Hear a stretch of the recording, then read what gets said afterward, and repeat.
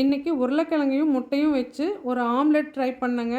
இதோட basic idea Instagram ரீல்லேருந்து தான் பார்த்துருந்தேன். இதுக்கு நல்லா லேசாக நீல வாக்கில் கட் பண்ணி வச்சுருக்கிற வெங்காயத்தை உடச்சி விட்டு கொஞ்சமாக ஆயில் விட்டு அந்த வெங்காயத்தை வதக்கிட்டு அதில் கொஞ்சம் உப்பு, கொஞ்சமாக மல்லித்தூள், ப்ளைன் மிளகாத்தூள் போட்டு ஓரளவுக்கு வதக்கி இதை வச்சிடலாங்க.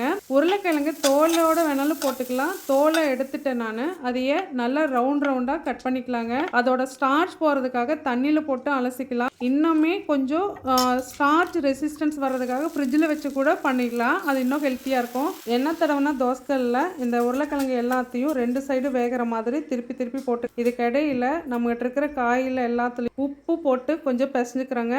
இதில் பஜ்ஜி மிளகாய் சேர்த்திருக்கேன். அதுவே நல்லா காரம் கொடுக்கும். அதனால் மற்றதில் காரம் பார்த்து இன்றைக்கி வெண்டைக்காய் வேக வச்சுருக்கிறேன். பிளான்ச் பண்ணியிருக்கிற காலிஃப்ளவர், அதுக்கப்புறம் மற்ற காய்கள் எல்லாத்தையும் ஸ்டீமரில் வச்சு வேக வச்சுக்கலாங்க.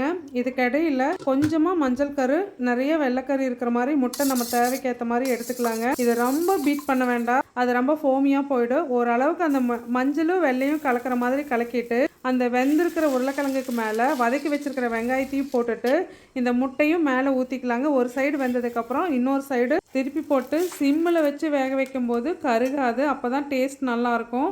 இது நல்லா 2 சைடு வெந்ததுக்கப்புறமா நம்ம பெப்பரை தூவிட்டு நம்ம பிளேட்டில் சர்வ் பண்ணிக்கலாங்க.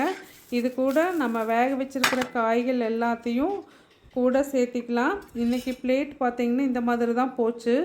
இது கூட நம்ம தோட்டத்தில் விளைஞ்ச கொய்யாப்பழம் அதுவும் எடுத்துட்டோம்ங்க.